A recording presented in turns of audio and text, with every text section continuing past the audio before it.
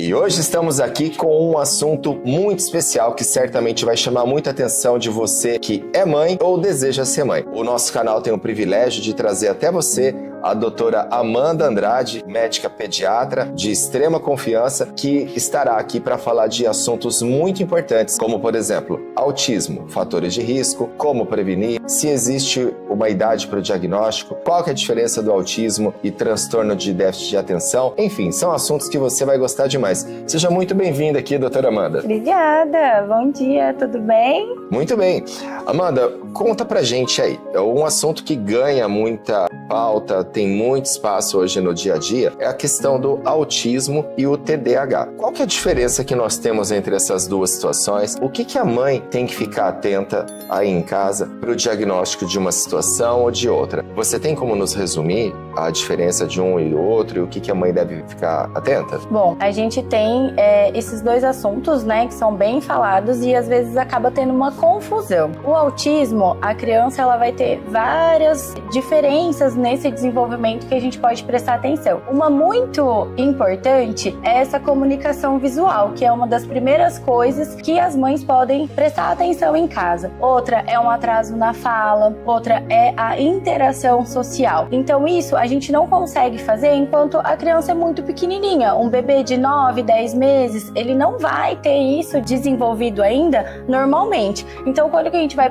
poder começar a pensar nisso? A partir dos 2 anos, que é quando essa criança vai atingir o máximo desse desenvolvimento neurológico, e aí a gente vai poder começar a desconfiar de algum distúrbio. E o TDAH é o transtorno de déficit de atenção que vem aí criando muita força, porque a gente não está acostumado, ou a gente deveria estar, com a criança que corre para lá e para cá. A gente quer que ela fique ali paradinha, e se ela é uma criança um pouco mais hiperativa, a gente já começa a desconfiar desse distúrbio. Mas para a gente fechar esse diagnóstico, a gente tem que ver muitas outras coisas, e aí envolve essa questão da concentração. Não é só uma criança que vai ter um atraso na fala, ou às vezes uma dificuldade de interação social ou visual. Ela vai ter também uma dificuldade às vezes no aprendizado, ela não vai conseguir se concentrar para realizar essas tarefas na escola, e aí sim a mãe vai começar a trazer para nós que a professora falou, às vezes em casa mesmo, pede para a criança fazer determinada ação, ela não consegue manter aquela atenção para resolver aquilo, daí a mãe começa a desconfiar. Mas também a maioria das vezes é a partir dos 2 anos. Então essa é a idade de linha de corte, 2 anos de idade, isso? Isso, a gente fala que com 2 anos todas as crianças atingem o catch-up, que a gente fala, que até os 2 anos ela vai ter esse desenvolvimento máximo e crescimento a maior parte do cérebro dela cresce até os 2 anos. Então, até ela atingir os 2 anos, ela ainda pode falar, ela ainda pode fazer coisas, ter alguns marcos do desenvolvimento até os 2 anos. Então, antes disso, é duro a gente já bater o martelo e dar aquela sentença, é um atraso na fala, é um TDAH, é um autismo, porque em todo esse período, desde o nascimento até os 2 anos, essa criança ainda vai estar em formação neurológica. Então assim, a gente tem que ter idade mínima de 2 anos, aí fica uma dica muito importante para você, para o diagnóstico tanto de uma situação quanto para outra. Mas também existe aquela situação onde o diagnóstico é feito de forma mais tardia ou as manifestações acontecem de forma mais tardia. Nos conte, por favor. Sim, tem alguns que podem acontecer também. Tanto o TDAH, que isso daí envolve a maneira de viver das pessoas, o estresse, o excesso a telas, né, que isso tá muito evidente agora, ainda mais depois da pandemia, né, a gente acabou carregando também esse vício, e o excesso de telas de todos os jeitos. A gente é bombardeado todos os dias, né, com informação, e aí pode ter também esse diagnóstico tardio. É mais raro, assim, né, a gente ter um diagnóstico tardio de autismo, de TDAH, porque a hora que já começa a apresentar alguma manifestação, a gente já vai atrás. Mas o TDAH é um pouco mais evidente do que o autismo, tipo, na vida adulta, por exemplo. Então, geralmente, por volta dos 2 anos, já tem indícios suficientes para o diagnóstico, né? Geralmente, então, sim. Fica uma dica importante para você. você. Ótimo. E com relação à prevenção do autismo, muito se fala hoje, será que eu posso fazer alguma coisa para evitar que o meu filho tenha autismo? Tanto em relação à suplementação de vitaminas, quanto em relação à idade da gestação. O que você nos conta sobre isso, Amanda? A idade da mãe, né, para engravidar, também tem a questão dos distúrbios neurológicos, né? Quando ela é um pouco mais velha, né, que a gente fala a partir dos 35 anos, isso daí também o senhor já vai poder falar melhor. Mas uma mãe que engravida um pouco mais tarde, a gente sabe que ela pode ter uma tendência a ter distúrbios neurológicos na criança, né? Mas isso é um aumento na porcentagem, não é que ela vai ter, né? Tanto síndrome de Down e o autismo, a gente ainda está em investigação, é uma especulação o que pode tomar, o que não pode, o que pode causar o autismo dentro da gestação, né? Durante a gestação, mas o excesso de telas durante a gestação já é algo que está em estudo, para comprovação de que essas ondas eletromagnéticas desde dentro da barriga já pode sofrer alguma mutação, alguma alteração e proporcionar algum distúrbio, né? Então, por isso que o pré-natal suficiente, adequado, é de extrema importância, independente da idade, né, da mãe, e fazer a suplementação de ácido fólico, tudo que for para contribuir com o desenvolvimento do tubo neural, do sistema neurológico que começa ali, né, desde a fecundação e vai até o final da gestação, né? Todo esse período é importante para a formação mesmo neurológica do bebê. Que bom. É informação muito importante para você, né? Então, cuidar bem aí da suplementação de vitaminas e ficar atento à questão da idade. Em relação à idade, quando a gente fala principalmente em relação a alterações cromossômicas, a principal delas é a síndrome de Down, a idade tem um papel fundamental na questão do fator de risco. Por exemplo, a gestante por volta dos 20 anos, ela vai ter uma taxa de risco próxima de 1 para cada 1000, ou seja, cada 1000 gestantes, uma vai ter síndrome de Down durante a gravidez. Então é uma taxa baixa. Quando a gente está lá por volta dos 35, essa taxa já aumenta para 1 para 100. Então veja só que diferença que dá. E aos 42, 44 anos, veja só, é 1 para 25, 1 para 30. Então o risco é muito maior. Então isso é muito evidente nas alterações cromossômicas e parece ter também uma correlação em relação ao autismo, não é isso, Amanda? Algumas, né, é uma especulação também, mas alguns estudos mostram que essa idade mais tardia também da mãe pode aumentar a chance de ter o autismo, mas não é nada comprovado também, é uma especulação. E como se fala muito em autismo hoje, existe muito daquelas discussões falando assim, bom, o meu filho tem autismo, mas é um autismo leve. Não, a outra ali tem um autismo, mas é um autismo grave. Então existe uma graduação de autismo e também uma outra coisa. Até tem um jogador de futebol famoso que todo mundo fala, ele é autista, mas na verdade é uma síndrome de Asperger. Quais são as diferenças entre essas questões, tanto de um diagnóstico para o outro, e com relação aos graus de autismo, se é que existe? O que você nos conta? Existe sim, né? Tem algumas crianças que têm mesmo o autismo mais leve, umas mais moderadas e outras mais severas, né? Que daí vai desde a seletividade alimentar, quanto não conseguir se relacionar com ninguém, inclusive os familiares. Você pode falar para as mães, por exemplo, o que seria a criança autista? Como que ela enxerga o mundo? Conta pra gente. Na verdade, ela enxerga o mundinho dela, né? Ela tem uma dificuldade de se relacionar mesmo. E isso é muito intenso que às vezes ela não consegue nem conversar. E aí esse atraso da fala é quando as mães pegam e falam, não tá falando, porque eles começam a gritar, eles são mais agressivos e tem também essa questão da seletividade alimentar. Muitos autistas, eles têm umas questões muito severas de alimentação. Por exemplo, Amanda, o quê? Por exemplo, textura.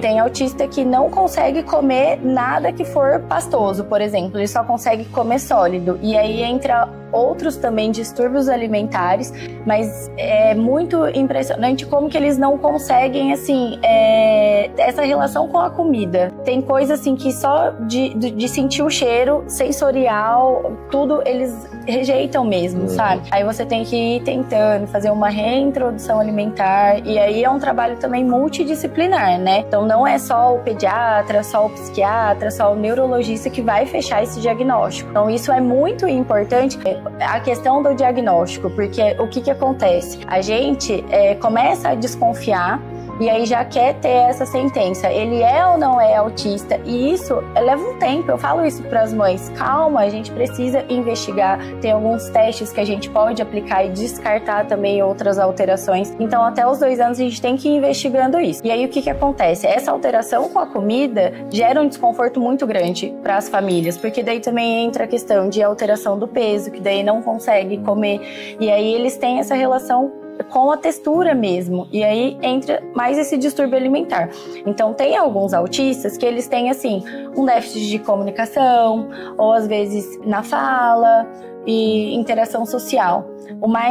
Um pouquinho mais, né, o moderado, já entra um transtorno alimentar junto, entra também uma dificuldade de aprendizagem, e aí o severo é aquele que só grita, ele não consegue entender o mundo ao redor dele, ele não entende o que está acontecendo, qualquer barulho a mais pode trazer uma irritação para ele, então tudo para ele vai acabar sendo mais intenso. Por quê? Porque ele está acostumado a ficar ali só no mundinho dele, ele não consegue entender e compreender mesmo que existe um mundo longe dele, que existe um mundo ao redor dele. E aí a gente tem esses graus, né? Que também inclui isso, uma avaliação da neuropsicopedagoga, da psicóloga, dos outros profissionais, né? E aí a gente tem a síndrome. Por enquanto, não tem nada comprovado de alteração genética do autismo. E geralmente síndrome de Asperger, né? Outras síndromes que a gente pode ter já tem uma alteração genética associada, né? Mas a gente sabe que a história familiar é importante também para fazer esse diagnóstico do autismo. Se existe histórico de um familiar autista, o risco parece ser maior, é isso? Tá tudo ainda, né, nesse movimento dos estudos, mas a gente sempre tem que investigar se na família já tenha algum caso, né, pra gente ficar um pouquinho mais atento no neurodesenvolvimento. Certo, assim, muito bem entendido o que você colocou em relação aos graus. Então, aquele caso grave de autismo, o diagnóstico parece ser mais evidente, mas aquele caso muito leve, como que você poderia descrever uma criança com autismo leve, sutil? O que a mãe vai ficar atenta nessa criança? As mães, elas ficam atentas a isso, né? Porque a todo momento tá ali, né, sendo bombardeada com informações, e aí elas já começam a ficar mais atentas nisso. Mas a comunicação visual é o que elas mais prestam atenção. Desvio o olhar. É o desvio, assim. Não consegue manter um contato por muito tempo. O atraso na fala também é muito, muito evidente, praticamente em todos os graus. Você colocaria, então, o contato visual inadequado e o atraso na fala. O contato visual, a interação social e o atraso na fala. Esses três pontos, né? Sim. Bom, Amanda, em relação à prevalência do autismo, nós temos visto várias matérias falando que tem aumentado o número de casos. Então, eu gostaria de saber com você, qual que é a real prevalência? A gente vai ter um caso de autismo para cada quantas crianças? Essa é a primeira pergunta. A segunda é que esse aumento na prevalência, ele é um aumento real do número de casos de autismos ou então é um aumento do número de diagnóstico? Ou seja, antigamente existia e não era notado. O que você nos conta sobre isso? É aproximadamente 1 para 60, né? Então, cada 60 crianças que nascem, uma vai ter o autismo, mas acaba envolvendo essa conversa. É um diagnóstico multifatorial e multidisciplinar. Então, é muito difícil a gente bater o martelo e falar que é autismo, né? E acontece que hoje em dia tem muito subdiagnóstico. Então, até para nós pediatras, a gente fica em cima do muro. É real esse número ou tá tendo muito diagnóstico errôneo, né, a respeito dos autistas, de repente, né? É taxado como autista e na verdade não é. Era um atraso de fala, uma coisa desse tipo. Exato, né? exato. Entendido. Muito bom, informações muito importantes para você que tem dúvida em relação a essa questão. E agora uma outra questão que também acontece. A mulher chegou aqui, teve um filho com diagnóstico de autismo e ela deseja ter outro filho. O que você nos orienta em relação a isso? O risco é maior ou não? Ou é incerto? E se tem alguma coisa que ela possa fazer para reduzir esse risco? Conta pra gente. Com certeza o coração dessa mãe vai ficar apertado, né? Porque ela já teve um filho autista e ela vai ficar pensando se o próximo vai ter essa chance também. A história familiar, ela aumenta sim a chance de ter novamente. Então a gente tem que ser sincero, né? Ela precisa fazer esse pré-natal adequado, suficiente, fazer uso da suplementação, tudo, mas nós só teremos certeza mesmo se esse paciente vai ter depois que nascer, porque a prevenção concreta, tome isso, faça aquilo, para o seu filho não ter autismo, isso não existe. Mas a gente pode dar os caminhos para tentar evitar ter alguma alteração neurológica, que daí envolve a suplementação adequada, diminuir a quantidade de uso de tela, praticar atividade física, tentar levar essa gestação mais saudável possível. E a gente vai ter que esperar esse nascimento, porque não tem como a gente ter certeza, né? Um estudo genético, quando já tem alguma síndrome na família, é um pouquinho mais facilitado. Hoje em dia a gente tem até depois que o bebê nasce, outros exames, além de teste do pezinho, para a gente investigar as síndromes. Mas como o autismo não se trata ainda, né, de um diagnóstico genético, a gente ainda fica, né, naquela de esperar a gestação, esperar ele nascer e se desenvolver para a gente poder pensar se ele vai ter o autismo ou não. Amanda, um outro assunto que é muito importante em relação ao autismo é essa conversa toda em relação à questão de vacinas. Afinal de contas, existe alguma correlação com o aumento do número de vacinas que é feito com as crianças em relação ao autismo? Acho que é importante deixar essa mensagem muito clara para tranquilizar as mães. Conte para nós. Sim, não tem relação nenhuma, tá? Envolvem muitos mitos esse assunto e esse é um deles, talvez até o principal. Então, vacina não tem nada a ver com o desenvolvimento do autismo. Então, vacinem seus filhos. Essa eu vou pedir até para a nossa editora destacar aqui. Vacina não aumenta o risco de autismo. Vacine seus filhos, certo? E outra coisa, em relação a partir do diagnóstico. Ok, foi feito o diagnóstico, essa criança tem um autismo, enfim, seja num grau leve, moderado ou grave. O autismo, ele tem cura ou tem controle? Ele tem controle. Cura é muito grande pra gente falar que a gente vai chegar lá, temos esperança, mas tem controle, tem tratamento. Então, depois que a gente tiver esse trabalho multidisciplinar e chegar no diagnóstico de autismo, a gente entra com as terapias, a maioria faz fono, faz TO, faz psicologia, né? Faz a terapia ali com a psicóloga e a gente tem, sim, muitas opções boas para o autismo, inclusive uma recente que eu tô muito feliz que muitas pessoas estão tendo acesso, que é o canabidiol.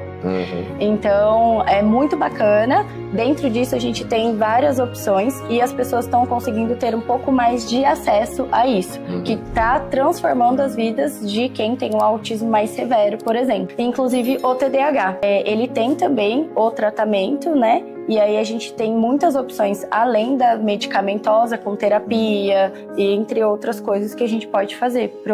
Interessante o uso do canabidiol para autismo e hiperatividade, né? Muito interessante, demais. Né? E aí, tanto o SUS, né, quanto a rede privada, eles estão investindo muito nesse estudo para a gente conseguir cada vez mais alcançar a maior parte da população para ter essa qualidade de vida, né? Então, um autismo mais severo, ele pode vir a ter um autismo menor, de um grau mais leve com o tratamento. Então, ótimo, Amanda. Dica importante aí de que existem alternativas para o controle do autismo. E agora aquela mensagem para aquela mãe que está aflita com o diagnóstico de autismo que acabou de ser feito. Então, você disse que tem controle. Conta pra gente aí como que é uma criança com o diagnóstico de autismo que se encontra controlada, seja pelas terapias, seja pelo uso do canabidiol, seja por toda a equipe multidisciplinar que dá o suporte para essa criança. Depois que a gente faz esse diagnóstico, o início, né, do tratamento, a gente vai fazendo uns testes também, né? Tem criança que tem uma resposta melhor a determinada medicação, tem criança que tem resposta melhor a outra. Então, depois que a gente consegue estabilizar essa dosagem, né, terapêutica para a criança, a gente consegue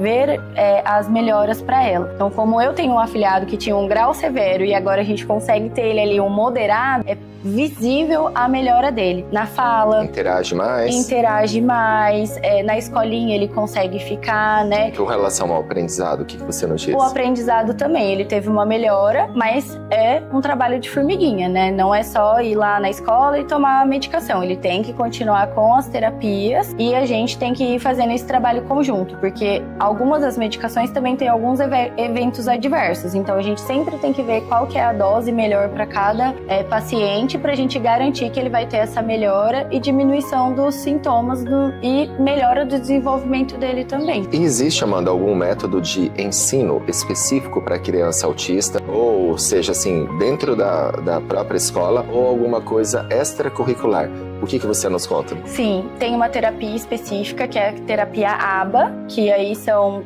psicólogas, neuropsicopedagogas que podem fazer esse curso e serem aptas a desenvolver essa terapia. Mas é extracurricular. Extracurricular. É assim, ela vai na escola normal e fora da escola ela faz essa terapia mas todos os autistas, eles têm o direito de ter uma professora que acompanhe exclusivamente eles. Tá.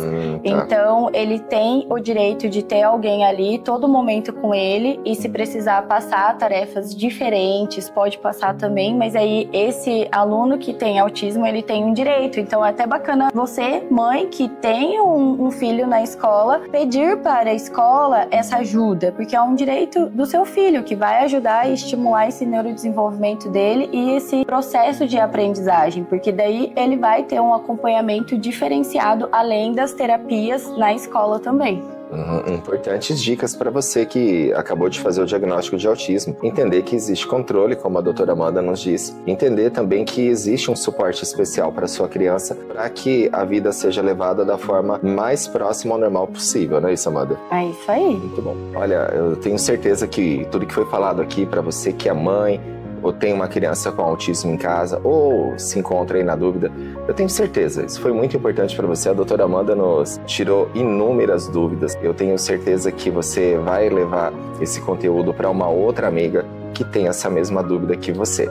Eu aproveito aqui para agradecer imensamente, Amanda, a sua presença. Gostaria que você deixasse aqui o seu Instagram para que as mães acompanhem seu belíssimo trabalho e tirem alguma dúvida caso tiverem. Pode falar. Primeiramente, obrigada, né, por tantos elogios e por ter me convidado. É uma honra fazer parte aqui da equipe da Doctus. O meu Instagram é doutora Amanda B. Andrade e eu vou ficar muito feliz de você, mamãe, né, as famílias me acompanharem lá e eu poder, de alguma forma, contribuir para esse desenvolvimento saudável dos filhos de vocês. Muito obrigado. E não se esqueça, se você gostou desse conteúdo, se você achou esse conteúdo de grande valor, se inscreva aqui nesse canal. E, além de tudo, deixe o seu like. Isso tudo faz com que o nosso canal cresça cada vez mais e leve informação de qualidade. Nós sabemos que canais que trazem conteúdo científico têm uma dificuldade muito grande de crescimento, e esse like que você deixa aqui, essa inscrição que você faz no canal, faz com que informação boa vá para o maior número de pessoas possível. Eu agradeço mais uma vez a atenção e até o próximo vídeo.